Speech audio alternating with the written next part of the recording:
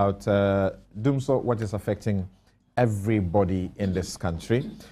We are told that the country is losing 2.2 million United States dollars every day because of Dumsor, and we will require some 4 billion United States dollars within a period of time to be able to recover completely.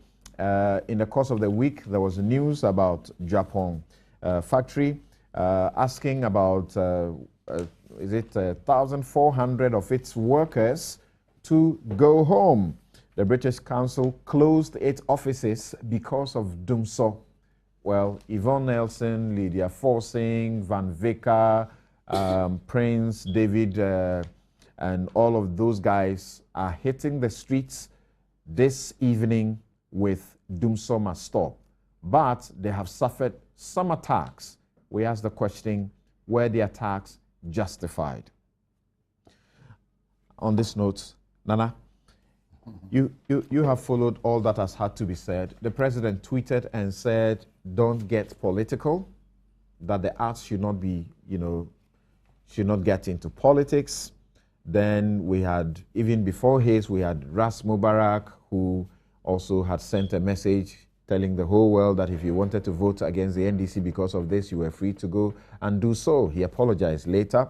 We have heard the MP for Lower Manya, Telabi, also made comments that have been interpreted to mean that he simply was saying that it is the poor that are complaining and exaggerating. They can't afford fridges, they can't afford air conditioners, and so what exactly is their beef? Because they don't stand to suffer in any form. Dr. Kobna Donko, Minister for Energy, has also had to say a few things that is pretty unnecessary. I mean, Nana Akomia. When I said Nana, I should have said Akomia. I forgot I had 2 Nanas. Yes. Okay, well, thank you, Samson.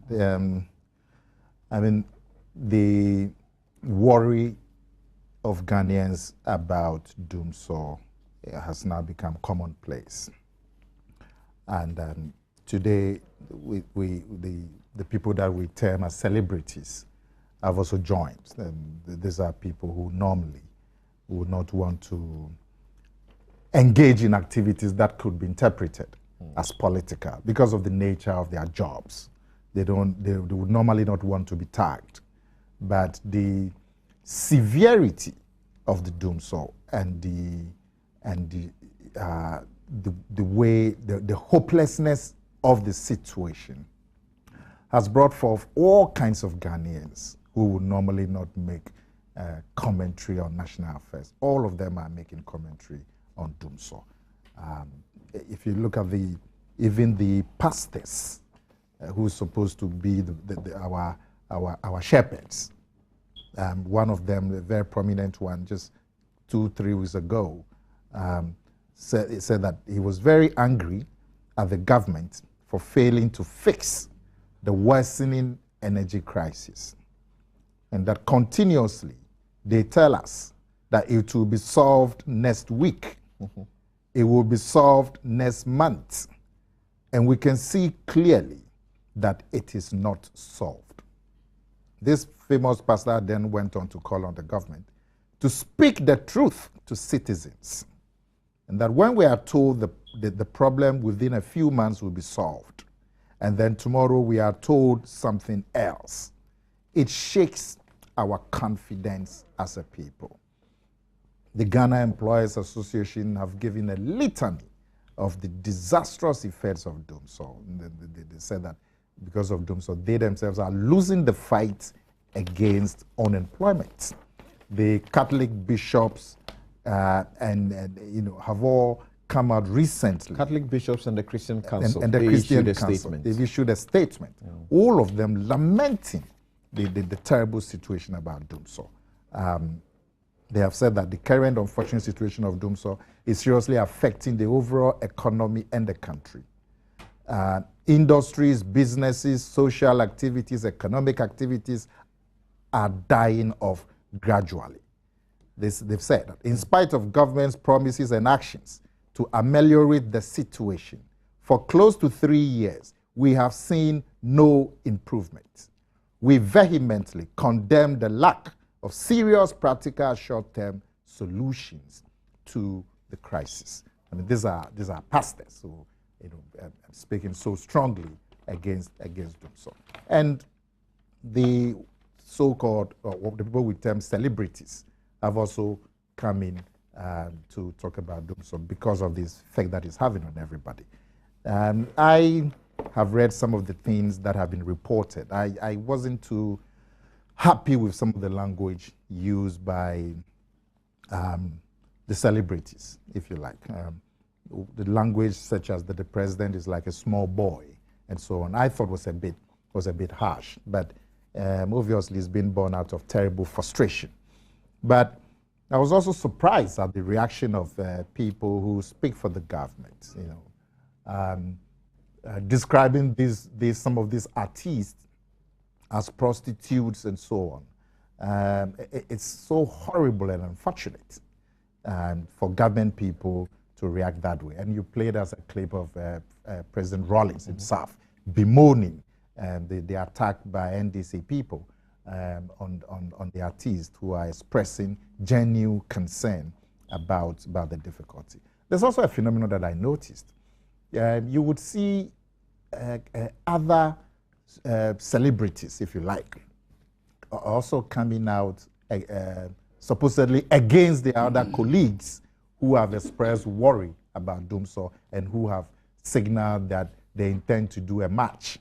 And so it turned the whole thing into a war between or among the celebrities. And I thought that was unfortunate because I didn't think that this was a match by film stars or actors and actresses. I don't think so. It happened to be one person who had expressed her difficulty and disappointment, and then she got a lot of responses. But that person happened to be an actress.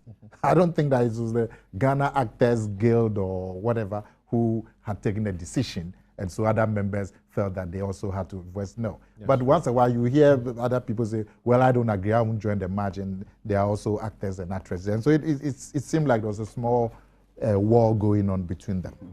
But be that as it may, yeah, the other feedback that came was some seeming controversy in Ghana, in Ghana land, because we are in the period of the ban on noise making, yes, going towards the Ghana Homo Festival. So the Ghana Traditional Council expressed concern about the march, that it could go against the ban on noise making. And then all of us, normal, ordinary people, we always think that the Ghana Traditional Council is speaking for all areas in Accra.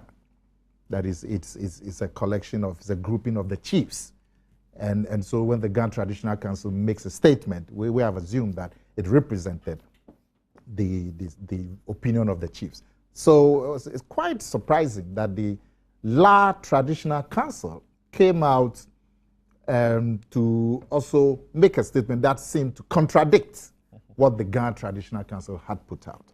And so all of a sudden people were asking the question, do we have a separate, when you say Ghana Traditional Council, you take it that is for the whole Accra. But all of a sudden it was becoming apparent that no, there are other traditional councils, and that Ghana doesn't represent all of Accra, and that La have their own traditional council. And I don't know if Nungua also have their own traditional council or that, but it's a bit confusing. And I suspect that going forward, the Ghanaians will have to settle that. If it's a Ghana Traditional Council, or if the Ghana Traditional Council represents just a fraction of Accra, we need to be told. But how, sorry? It's a traditional council. The Ghana Traditional Council. It doesn't represent all of Accra. No. I see. Then the name Ghana becomes a little... No, as opposed to La. As opposed to La. As opposed to Nungua. I'm told it should even be Gamashi. It should be Gamashi. Okay, yeah. Then that is, that is more specific. But anyway, I'm sure they will sort it out going forward. But having said all of that, Samson, all these sentiments that have been expressed by everybody in this country, pastors, industry, artists, celebrities, whatever, I mean, is 100% genuine. because the record of the government as far as this Dumsor is concerned is appalling. It's been a mixture of various excuses, various promises that are unfulfilled, outright lies that are told the people of this country. You know, and you take from way back when it started in 2012, and the president himself sought to address it very early on in September 2012 when he made his first public press conference. That's when he gave the directives and The orders directives, for certain the directives things to be done. And then he had said that the very next month, in October, it was going to be over. And I'll just quote one paragraph. He said in paragraph 38, he said that while we are sure that there will be a resumption of supply from West Africa Gas Pipeline in the next few weeks, we will redouble our efforts to make up for the shortfall ourselves by speeding up projects we've been working on. We have galvanized every effort to increase our capacity in order that the minimum demand by industries are met. By the end of October, we'll have an additional 300 megawatts that will come online for distribution. Now, the president had told us in just a minute earlier that the load shedding, the disruption in gas from Nigeria had knocked out 320 megawatts. And so in paragraph 35, it said recently a disruption in the West Africa gas has knocked out 320 megawatts of our generating capacity, and this has led to a resumption of load shedding. And the government has taken immediate steps to address the challenge. And then he went on to tell us that 300 megawatts will come in October, which will deal with this shortfall of 320. And since then, there have been a lot more promises. This October thing didn't happen. The Dumsor continued. 2 months later, during the IEA debate, the president made another promise that 2013 it was going to be over. It wasn't over. After the elections, there was a Thanksgiving conference. He made a big promise at that conference that it was going to be over. It wasn't over. The Catholic bishops they invited him to give the keynote speaker. He made a huge promise on ending Dumsor. It didn't come on, you know, and it's been going on and on and on. This year they told us to convince, ameliorate our hardship. They said that they've now going to arrange emergency generation from Turkey, and that the first barge was going to come in April. April has come and gone. It doesn't happen, you know. So consistently, Ghanaians have been fed promises by the president, by the ministers of energy and power, and those promises do not come on. Indeed, what actually happens is that the more promises that are being given, the more the situation gets worse. When the president told us that it was going to be over in October 2012, Dumsor was 6 hours. Then it went on to 12 hours. Then it went on to 18 hours. Today it is 24 hours. So the more promises that we are given, the more the situation gets worse. And then the excuses. Initially it was an accident at Togo. And then later on they said that the accident was fixed. They said that one of the engineers died, fell in the water, and so that delayed it. Now the pipeline has been fixed. The Dumsor is still there. Then they said, let's wait. Atuabo was going to come on stream, and we'll be having our own gas. So Nana, we are aware of all of these, and someone is actually taking his time and put down the timelines that we're giving, and you count close to about over 30 times when both people in government, the ECG, and other persons had made promises. I got 26. Which you got 26. You have got 30. I've got over 30. and we are aware of all of these. So the question is, what's the point? Right. What's the point? The point, well, we're talking about the Vigil. We're talking about all of these people, artists, celebrities, pastors, and we're talking about how justified that they are in coming out of their normal comfort zones to engage in this activity. So that's the context in which I'm speaking. Right. I'm saying that there have been several excuses. You have given 30 timelines. The last time I counted was 26. I'll collect the last 4 from you and add it to mine. And there have been various excuses. The excuses even make the situation worse. The gas pipeline, it was fixed. They said Atuabo has come. Is still there. Then they said tariffs were low. They increased it by 80%. This is still there. Then they said, oh, when Bui Dam comes, Bui Dam has come. It is still there. Atuabo has come. It's still there. Then they said oil prices were too high. They couldn't buy crude oil. Today, oil price is the lowest, one of the lowest in history. It's still there. They even said that the work was too much for one person. They separated the ministry from energy and power. It's still there. It's getting worse. Now, they said it's mobile phones. We are buying too many gadgets and so on, as if we will ever stop buying gadgets. So, something, when you look at the promises from the president down, you look at the excuses, and the promises are continuing even as we speak. It is too frustrating. And Ghanaians are saying that it is too much. It is enough. 3 years of continuous Dumsor. It's just too much. We're a tolerant nation, but this obviously takes the biscuit. And Ghanaians who want to express their frustration in marches or whatever should be allowed to do so. They should not be attacked by the NDC. Let everybody who feels willing join the vigil today, and I hope that they'll have a successful demonstration, and the government should take notice for once. Let me hear from you, Nana, at this point. Now, the responses that have come in, the reactions from government people, to these ladies and guys who are trying to put this together. Jerry Rawlings has spoken about it and said he's disappointed at the manner in which the reactions have come. But some say, haven't these people been provoking these responses? Because they seem to have paid a deaf ear to the announcements of the concrete measures to resolve the Dumsor situation. Well, this is a very tough issue.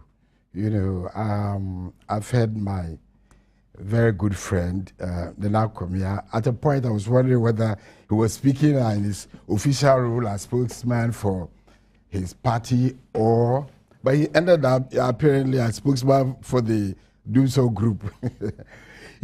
I think that basically the insults simply undefendable. You can't simply defend it.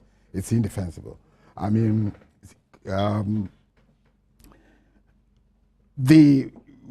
what the people are protesting against is legitimate. It is not peculiar to them. It's a general, problem. Everybody in this country, I believe, from the president down, is suffering from this tragedy. So if a group decide to protest, I don't see why anyone should either stop them or run them down. At least it will be unconstitutional for anybody to stop them. Right. And then also to run them. They have a legitimate right under Article 21(1)(a), where I will go, that all persons shall have the right to freedom of speech and expression. And this is their right. So, but beyond it, you must understand where I am coming from as an individual. I've led a group of 3,000 students on a demonstration in 1974, to about the same place where they are marching up, where we are setting a right, against a military government, a champion and others. We went ahead and had a say.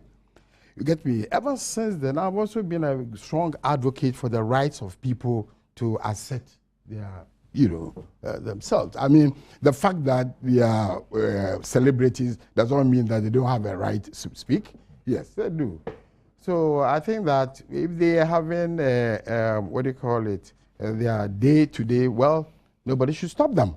They must go only according to the rules and regulations. The concern of some people, even within government, yes, who would speak to you privately and nicely, would say that some of these speakers, including the petroleum minister himself, the things they have had to say, they spoke about it appearing to ignore the political costs, because their opponents will take some of these statements, recordings, and keep them against 2016. Oh, absolutely. I think that it's rather unfortunate that those statements should be coming, particularly the intensity coming. I wouldn't say that that represents a government position or a party position, but clearly people react one way or the other. When you have the Minister of Energy, the Minister of Petroleum, power speak. Oh, absolutely. But I'm saying that should represent the government. No. I mean, yes, you are in a public office. What you say may reflect what. But don't forget that the person has also a private lifeline. The government or party this is a person in charge of this particular subsector. Oh, no, but you know, I've said that I wouldn't defend that position at any time, anywhere, because it's all right. But what I'm saying is that in all this constitutional exercise, we must also realize that there are rights of other persons. Okay, you have a right to demonstrate. But what about the rights of others? It doesn't give you a right also to be insulting, whether the president in his person or as an individual or anybody, So two rights do not make two wrongs do not make a right. But you see, quickly, I think that the rights of the Ghana Traditional Council, it's also very, very, very important. I mean, as you assert your rights as celebrities, you must also recognize that the Ghana Traditional Council, also as a group, or whatever it is, they also have their rights. You see, so we must go along. They went and met them. Well, I'm coming to a certain point. I have a bigger problem. They had actually written to the police or intimated to the police that this cannot come on, and the police called them for a meeting together with the organizers. Then, before that meeting will be held, then the La Council also came forward to say the Ghana Traditional Council have no rights because where they are going to have the vigil falls under their jurisdiction. Yes. I mean, these are historical issues we hope will not be brought, 100 years ago, problems be surfaced suddenly, because of Dumsor. You can have a worse situation where this fratricidal thing crops up. But the point, quick point I want to make is that one, that we should look at the bigger picture, the real problem, because you'll be looking at these demonstrations and whatnot and avoid so what exactly is happening? What is government doing, to solve the problem? You understand? The Dumsor demonstration and whatnot, it's only, just symptomatic of what is happening. So who should get us an independent view, a credible view, position as to what exactly is happening? If there's a legitimate reason why Dumsor cannot be fixed in 2 months, we should know. And I think that Parliament is well, seated to deal with this problem. All the sites are there. We should have some kind of independent assessment from Parliament, so we know. Look.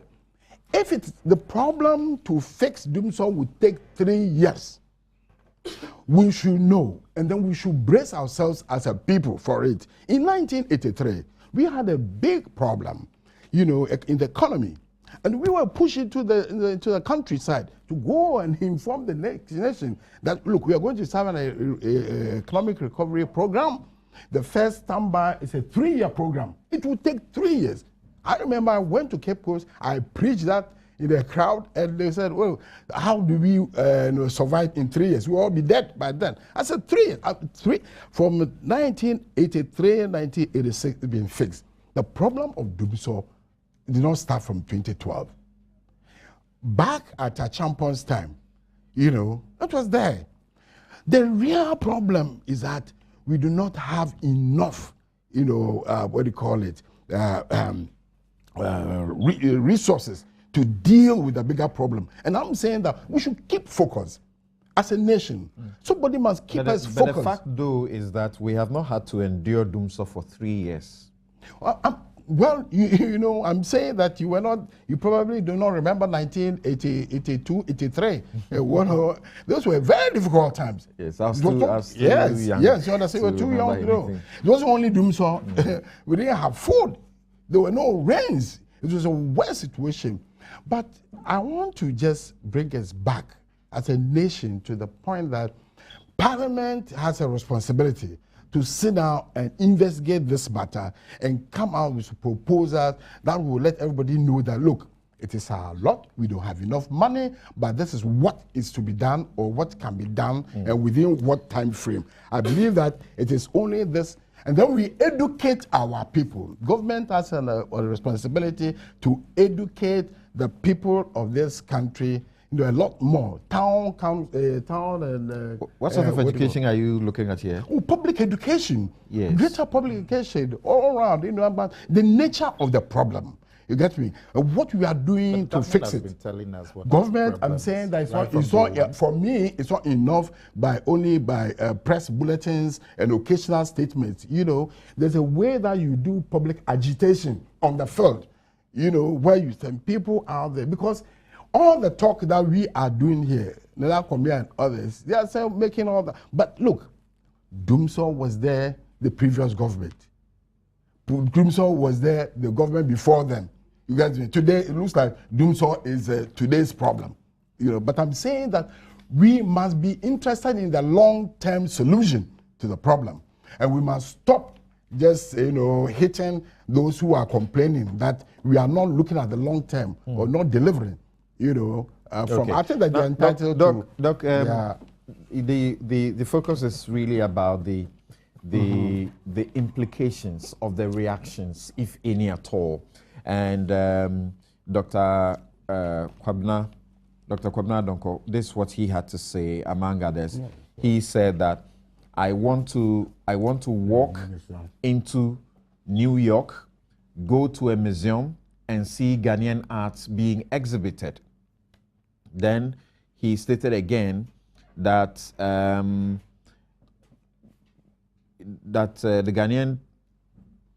Ghanaian personalities who are organizing this demonstration don't have what it takes to make Ghana's cedi stable. They don't have what it takes to make Ghana's cedi stable. As at now, the artistic industry isn't at an enviable level. I don't see why they are trying to turn an artistic group into a political action group. And this is just one of the many comments that have come in.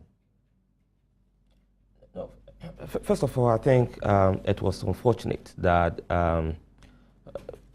people in public offices, people that our taxes, our resources are used to pay them, will make such comments to just individuals or group of people or citizens who ordinarily were just going by the Constitution, as Nana Dazi just said, in terms of Article 21, the freedom of speech and freedom to assembly.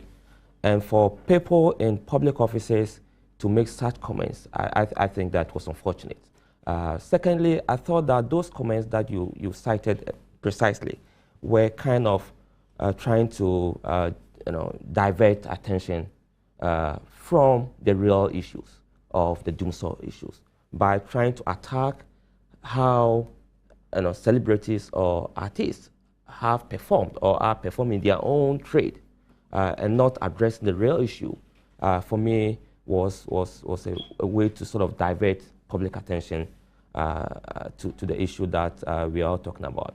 But more importantly, I think some of the comments that came from public office holders and some government officials, and I do agree, I want to agree with Nana Dazi that probably wasn't a government position. So probably will be individuals in government. That the power minister speaks to the power situation and we have to separate him from the government. Well, that's what I thought, and I've said it elsewhere, that I thought that the president should have come out to sort of condemn some of these comments from his people.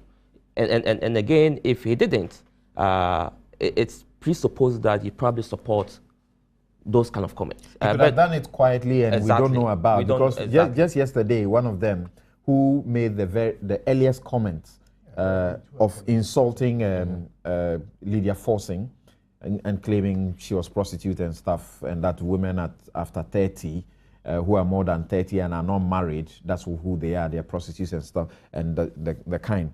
He has apologized so many times, so to the point that yesterday he was compelled to now read a message sent to him by the president telling him that he went over the top with that comment, that he was not sensitive to the women issue. Absolutely. And so it's possible that the president may have called some of these guys privately. But I think in such matters, it's also important to come public for citizens and groups to know that, well, I don't associate myself with what so what are you saying now? That is actually government's position, or that is not? Well, it's very difficult to say here whether some of those comments that came from public office holders were comments that the government or the president sanctioned.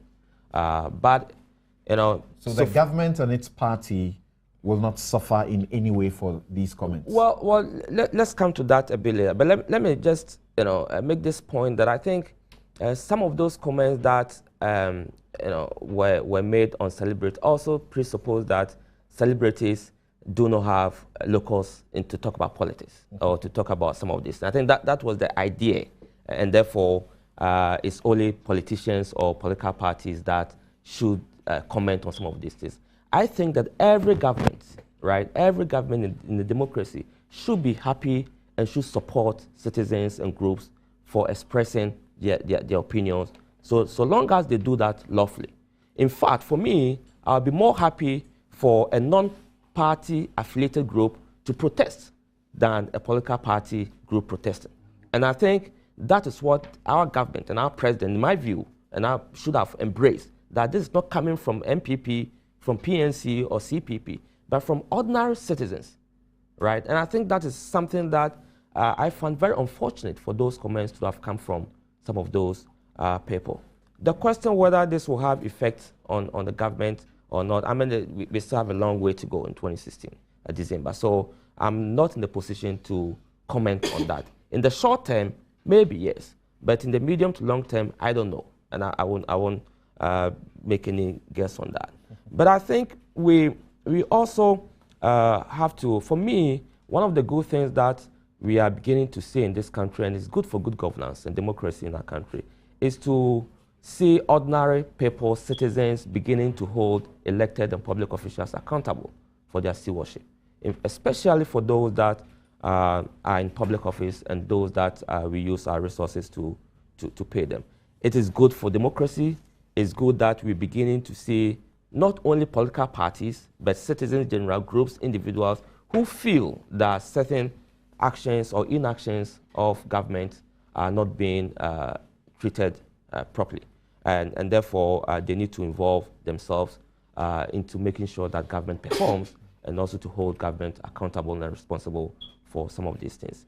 And if you don't mind, give me a couple of minutes to just talk a bit about what Nana Kumia and Nana Ato just said regarding the Gamashi tradition and I think and I think it's important that as a nation we begin to interrogate this probably in terms of how do we resolve tradition, modernity, and constitution, right? Because what appeared to have happened, and this is not the first time, if you recall, 2000, there was this problem with Christian groups and Gamashi about. There have been situations where young men from the Gamashi area have gone to Legon areas where churches are drumming, and they go there and seize their stuff. Yeah. And that's also the issue. And those things are resolved in the case of the present time. They were probably resolved for the vigil to take place, but it doesn't resolve the fundamental issue of clash of rights.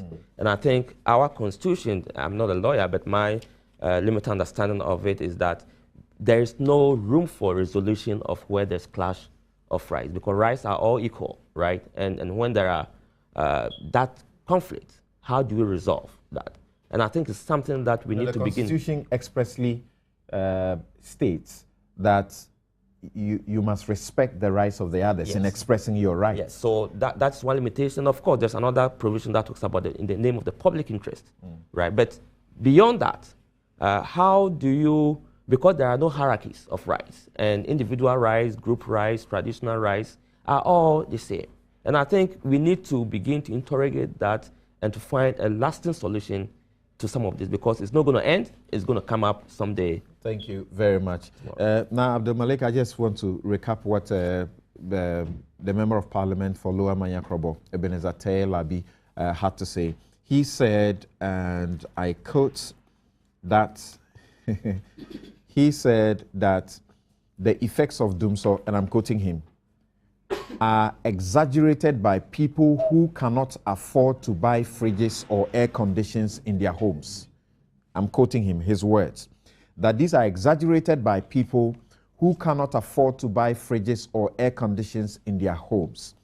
Then he said that we should let's invest our energies in thinking about how to be smart in the Dumsor. The effects of Dumsor have been overflogged, he stressed. Well, I'm not going to single out the Honorable Member of Parliament as a basis of making my commentary or coming to a certain conclusion. I think it would be a bit unfair to him. He's part and parcel of the larger picture that we are looking at. You know, the democratic landscape that we have been growing and building over the years has enough room and space for all citizens in terms of freedom of expression and movement. All citizens, including even the lunatic French, they are all entitled to talk. You can talk nonsense if you so wish. You can make ugly noises if you so wish. But I'll tell you something. When it comes to certain issues, silence is of therapeutic effect. It heals those who have nothing to say, or those who want to just talk nonsense. I advise them to keep quiet. It helps them. So I really don't understand what is going on here. I hear the advice to the communicators now is that they should not speak when they feel angered. Yes, it's a healing process. It's of curative effect. It's in their own interest. You see, all these noises, ugly noises, the attacks, the, attempts to assassinate characters and things of some of these organizers only help to give them a greater momentum and public appeal. That was a paradox. All those things they were doing, even the innocuous statements from the Legon authorities as well as the on-the-run authorities, all those things served as a dynamic of a sort to spur that movement on and give it a certain greater and broader appeal to where we are today. Yesterday they were on the morning show, an example of what you're talking about, and a pensioner, an old woman, called and said that she had a problem with her leg, but she felt that she wanted to make it to the vigil, and that her pension, allowance doesn't take her anywhere any longer. She spends so much on battery. Yeah. So they are well advised. You build a movement, you give it a momentum of a sort that perhaps they themselves could not have generated on their own by these attacks and insults and things. So that's it. But you see, they will have it today in accordance with law and with respect for tradition. So let's wait and see what happens. But for me, the one that worried me most is the intrusion of the Ghana Traditional Council into this whole saga. I was disappointed. First of all, was misdirected. I nearly said misguided. You said it. No, that's not part of what I want to say. It had no basis. It lacked focus. And indeed, it lacked legitimacy. What have we done now? The event is going on. I'm told the Traditional Council, is it the Olume or is it the chief priest, will be there to pour libation, as to pray for the event. He volunteered to do that. Yes, and I'm told he will be there. it just didn't have to occur. It reminded me of what this same Ghana Traditional Council did somewhere in 1999 when we were trying to organize a Yabre demonstration. They held a press conference to tell the whole world that demonstrations often, that is the experience in Ghana, shows that demonstrations often turn violent, and that we were trying to turn Accra into a battlefield for bloodshed. We held the demonstration eventually. It was peaceful, nothing happened, to their eternal embarrassment. As far as I'm concerned, the same thing has occurred today. It was such an unnecessary intrusion. And you see, the attempt to make scapegoats out of the artists or the celebrities relative to this particular vigil was what I found most repugnant. That, oh, they were rather the agents of division, trying to generate discord between two traditional councils or areas. How? If there are undercurrents, let's focus on the undercurrents. It is not because of this vigil, which indeed was from day one known that it was not going to be a noisy event. So even if we are talking of the drumming, ban on drumming and noise making, there was no way you could bring this vigil within that context. If you didn't know that, call the organizers. So instead of directing their protest or concerns to the police, their first port of call should have been to talk to the organizers, to know the nature. That is, assuming without admitting they even had territorial jurisdiction in this case, which they lacked anyway. So the whole thing didn't make sense. Again, that also helped the organizers. It helped to promote the vigil and give it more momentum and recognition. We heard, what's the name? One of the illustrious sons of the land, and of course for the Ghana, land, KB Asante. He came forward to say that they should stop this, focusing on this Dumsor issue, and fix the problems in the Ghana state. This is not what they should be paying attention to. That's a wise old man. Very wise old man. You give them wise counsel, and I hope sincerely that they will listen to his advice and counsel and proceed in that direction. Very interesting thoughts there. I'm just being notified that the Japan example that I gave about the 1,400 workers who are being sent home, it is not because of Dumsor. Okay, so that's information I cannot verify. I do not have the facts about it. I just happen to know that they are sending away 1,400 workers, and many other, manufacturers, industries have indicated that they are sending away some number of persons, and it has been on the back of the Dumsor, and so it's easy to relate it to somebody the Dumsor said situation. they owed yes, the ECG. They owe the ECG, and that is why they are laying off their workers. But is it possible to have 1 minute just to say that I think that, like the Kweku's point that I was making, it is important to delineate the issues, clearly. This La Ga issue, I think we should simply ring fence and put it aside and find a way of handling it. It should not be confused with this Dumsor thing, because you take a small matter to ignite, a bigger problem. This Dumsor thing is for a day, but if you don't take ignite a long-lasting problem involving La, it's existing already, La and what do you call it, and Ga.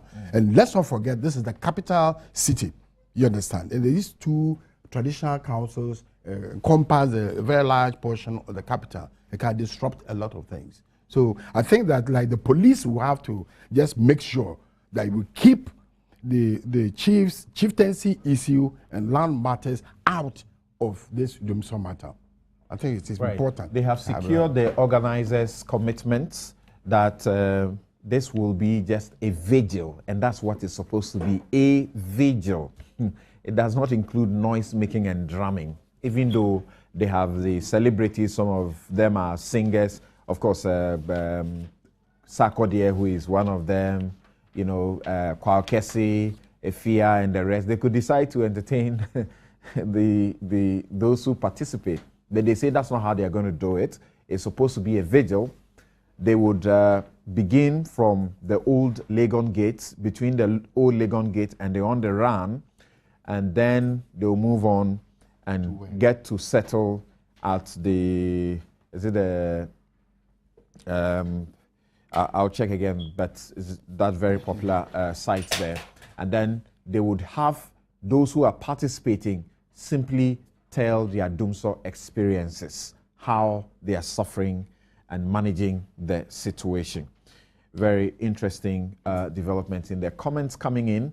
Simon in Wale Wale says that my worry is the political tagging, vilification, and name-calling of these celebrities by apologists and surrogates of government. Such things are just needless. Ibrahim Kopa in Tamale says the kind of acidic and acerbic language used by some government communicators against those crusading Dumsor must stop gives enough circumstantial evidence that the word democracy is alien to the ruling NDC government, because the party doesn't have room for tolerance of divergent views. Mohammed Mutala from University of Education Winneba says that the Dumsor must stop vigil is not about championing the cause of any political party, as some people are trying to contort it to mean. It's about Ghana and her many citizens whose businesses have collapsed as a result of the power crisis, and joining the vigil is an act of patriotism. Dumsor must stop, and the time is now. Benjamin in London says Dumsor has crippled businesses, and the president must sit up and fix it. He should also school his communicators. They ought to speak with circumspection. Washington, is that your name? Washington Wasa Wantram says government should know that they were voted into power because they promised a better Ghana. Dumsor is killing industries and taking lives. The government should fix it now and spare us the arrogance, for they are in government to solve the mess created by themselves and not to infuriate us. Musa Abatoa in Kumasi says, is the vigil going to add a single megawatt to the national grid? That's a question I asked last week, right? Well, your answer, the organizers have somebody who also called into the morning show yesterday, asked the question, if the vigil will not add a megawatt, would silence also add a megawatt? Have we not seen countless demonstrations in this country yield nothing? They should spare us the noise.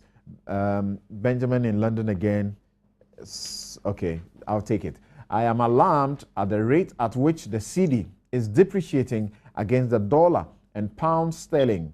Those NDC communicators hurling insults would have been sacked if they were in government here in the UK. Take in Kumasi says, why is government so spoked by rather innocuous Dumsor must stop event? Thankfully, it comes off today despite the many crude attempts that were employed in a desperate attempt to thwart and discredit it. My only regret is that the Ghana Traditional Council did little to dispel the perception that some individuals sought to hijack and turn it into the cavalry riding out to the rescue of the beleaguered and desperate Mahama government. Dumsor indeed must stop. Adelaide in Australia says at 58, we are still grappling with ways to solve what can be considered a basic need of the country. 58 years after independence, and all our solutions have been reduced to, quote, we will, we plan to, we are hoping to, and plans are far advanced, unquote. All the so-called solutions have been piled up in the pipeline, probably waiting to explode in our faces. We are always waiting for some megawatts to top up some megawatts. Truly, the best brains are not in government. Dumsor must stop. Thank you for all your messages. And this is the point where I take a quick break.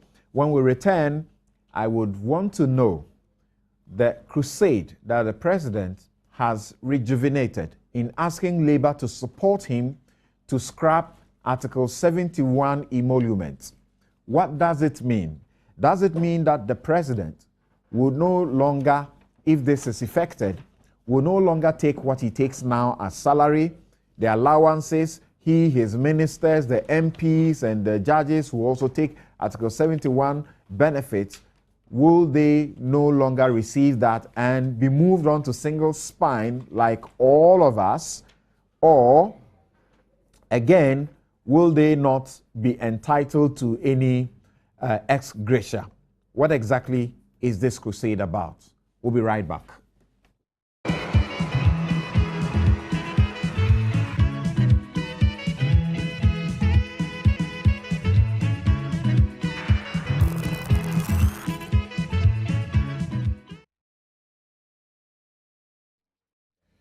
Welcome back to Newsfile. This is your most authoritative news analysis show. And here on Newsfile, we put Ghana first.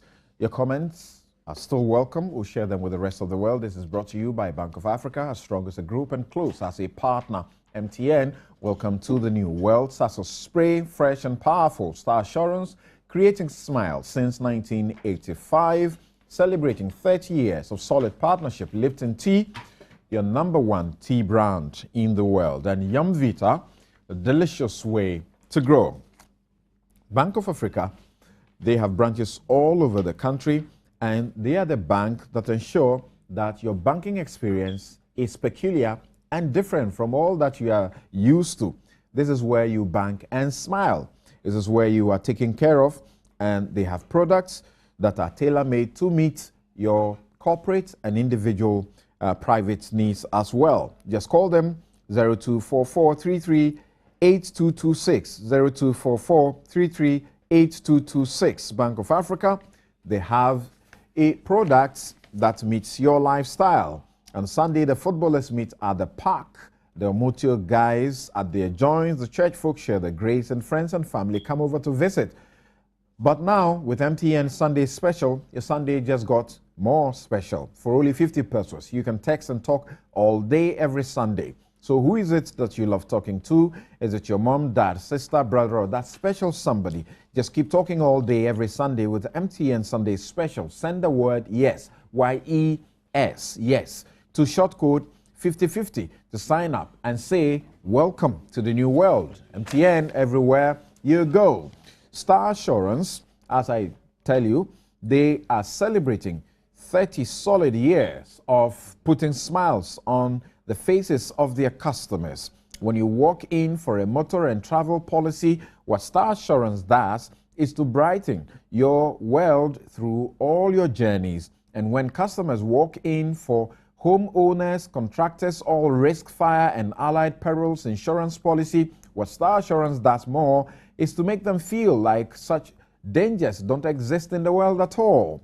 Insure with Star Assurance today and be part of the smiling family. Star Assurance, creating smiles since 1985. Let's go, and let's celebrate 30 years of solid partnership. Log on to starassurance.com or visit any of their offices nationwide. You can call them 030-224-0632 and enjoy solid insurance all round. Star Assurance, that is your very solid partner. Sasso Spray and Coil, that is the spray and coil that deal with cockroaches, mosquitoes, and kills them really, house flies, and all imaginable flying insects and crawling insects that you can think about. Sasso Mosquito Coil is smokeless. Sasso spray leaves a sweet lemon fragrance in your room till the next day. Sasso mosquito coil and spray is free from catarrh, headaches, and chest infection. Insist on Sasso mosquito coil whenever you visit a shop to buy an insecticide spray. Sasso mosquito coil and spray, the best on the market. Now, let's talk about Article 71 office holders, shall we? And as we talk about Dumsor, I'm getting some information really that it appears that power has been imported, or what exactly is happening, because some people say that in their areas they haven't had lights out for quite a long while, as in like a whole week. Parts of Dansoman have that experience, Legon have that experience. So what's going on? Well, my friends at the Power Ministry or in government, let us know if this is what is happening. That certainly is good news, that government is able to purchase power and to reduce the suffering.